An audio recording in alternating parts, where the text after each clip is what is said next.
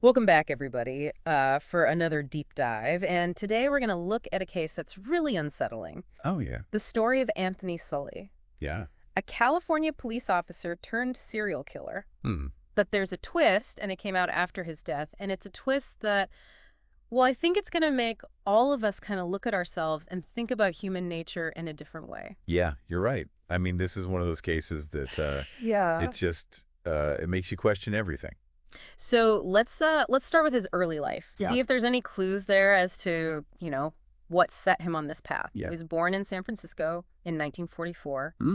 Seemed to have a pretty normal upbringing, Right. Graduated high school, got married, even became a police officer Hmm. in 1966 in Millbrae. So a respectable career path. Yeah, I mean, it's a job where you're supposed to, be trusted, Absolutely. uphold the law. Right. But, in those early years, sometimes that's when the seeds of personality and behavior are sown. Yeah, and you start to see those cracks, Right. in somebody's personality. I mean, it's interesting because his early life might seem unremarkable at first, but there are some hints of a darker side. Yeah, for sure. So, for instance, both of his marriages Right. ended in divorce, and both wives accused him of domestic abuse. Yeah. And even his second wife even talked about a time when he harmed her daughter's pet ducklings. Wow. And that's pretty unsettling. I mean, It is disturbing, and it's something that we see often, these Oh. patterns of violence.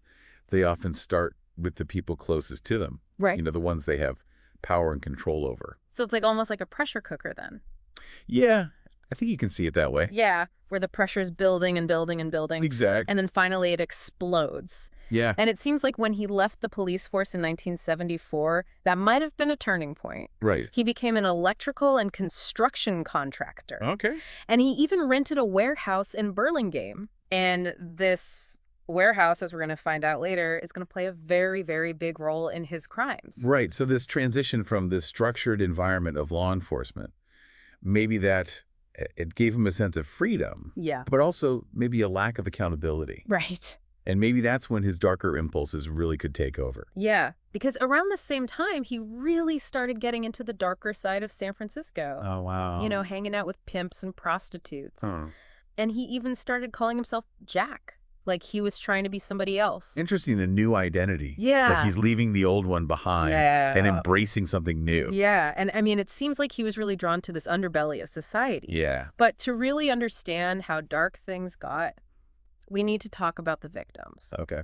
So between February and August of 1983, Sully murdered 6 people, 6 people. each with their own connection to his world. Right. And it's important to remember that each one of these victims, they were individuals. Yeah. They had their own stories, their own lives. They weren't just statistics. Exactly. Yeah. They were real people. So his first victim was Gloria Fravel. Okay. She was a sex worker, and it's believed that she owed Sully money. Hmm. And he and 2 accomplices, Tina Livingston and Kelly Burns, lured her to the warehouse. Oh, wow. And what happened next is truly horrific. The level of premeditation, Yeah. luring her there, the confinement, the torture. It really is just heartbreaking to think about what she must have gone through. Absolutely. And sadly, her murder was just the beginning. Okay. Brenda Oakton was next. Mm. She was a young woman who had run away from home. Okay. And she was also involved in sex work. Right. And Sully just shot her in the back of the head. Wow. So senseless. Yeah, a brutal, senseless act of violence. And being a runaway, Right. vulnerable. Yeah. Maybe an easy target. And that's what's really terrifying to think about is he specifically looking for vulnerable people? Right. People who he thought wouldn't be missed. Exactly. But it didn't end there. Oh, no. He then murdered Michael Thomas, Mm-hmm.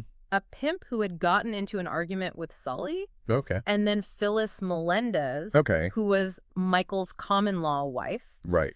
And both of them were also shot in the back of the head, just Yeah. like Brenda. So he killed Michael, who had challenged him, Right. and Phyllis, who was just connected to him. Yeah. It's just cold-blooded. Yeah. He didn't care. No. And the way he disposed of their bodies is just something out of a nightmare. Oh, really? He put the bodies of Brenda, Michael, and Phyllis into 55-gallon drums, Okay. filled them with concrete, Wow. and dumped them in Golden Gate Park. No.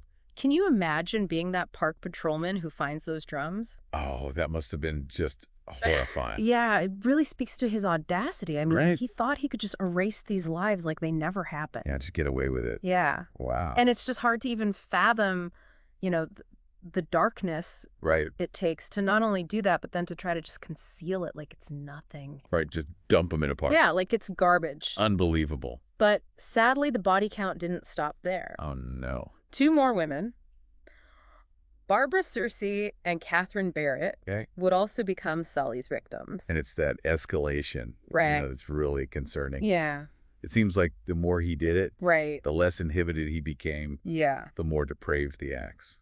So, Barbara, was she connected to this world that Sully was a part of? Yeah, Barbara Searcy, she was also involved in sex work. Okay. And she was lured to that same warehouse. Oh, wow. Yeah, and suffered a similar fate as Gloria. Another life just snuffed out. Yeah, it's just tragic. What about Catherine Barrett, though? Right. Her name's come up, Yeah. but we haven't really talked about her. So Catherine Barrett was involved in drug dealing, Okay. and Sully, with the help of another accomplice, Michael Francis, Okay. they attacked and killed her. So it seems like maybe his motives weren't just about targeting sex workers. Right. Maybe there's a broader pattern here. Yeah. Maybe he was targeting anyone on the fringes of society. Yeah, people that he could exploit. Exactly. I mean, it's just chilling to think about, how calculated it all was. It really is. This wasn't just a crime of passion. This was systematic. Yeah.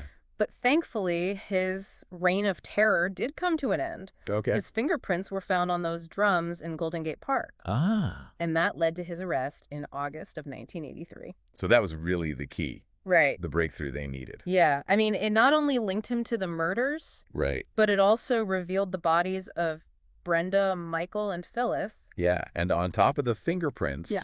they found all this other evidence. Right. They found plastic bags he had Mm-hmm. that had the same manufacturing defects as bags found with the victims. Wow. And they found rope used to bind one of the victims that matched rope from his warehouse.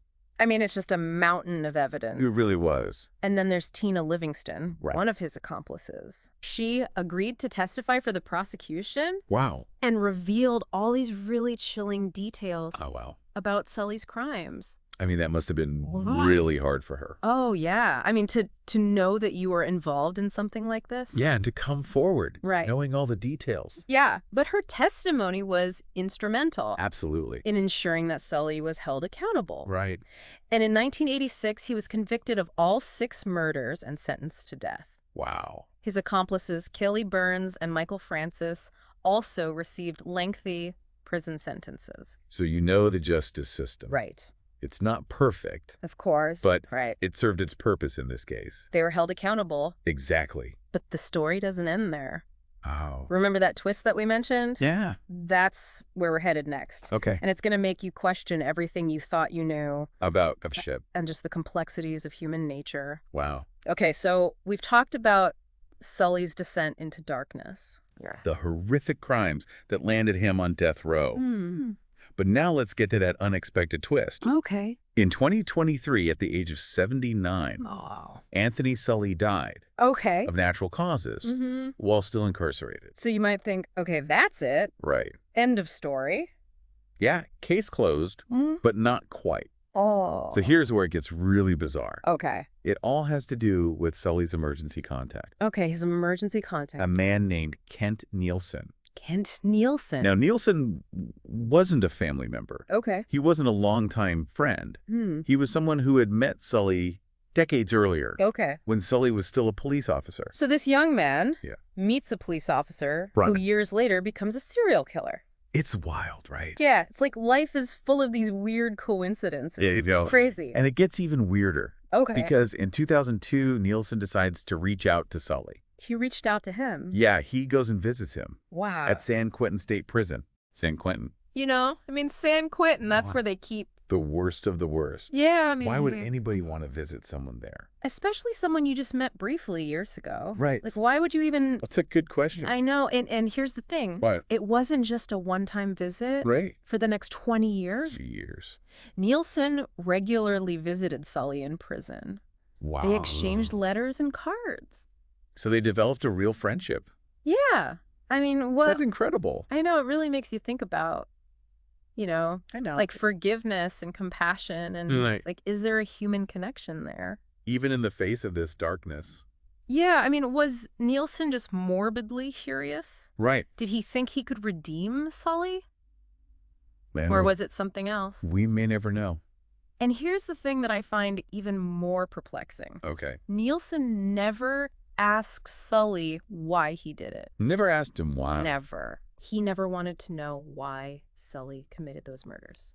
It's like he separated the man from the monster. Yeah, maybe it was his way of coping. Right. You know, to be able to have this friendship. To reconcile it in his mind. Right. But I mean, I don't know. It's just... it's a lot to process. It really is. And as someone who studies this, Yeah. what do you think motivated Nielsen to do that?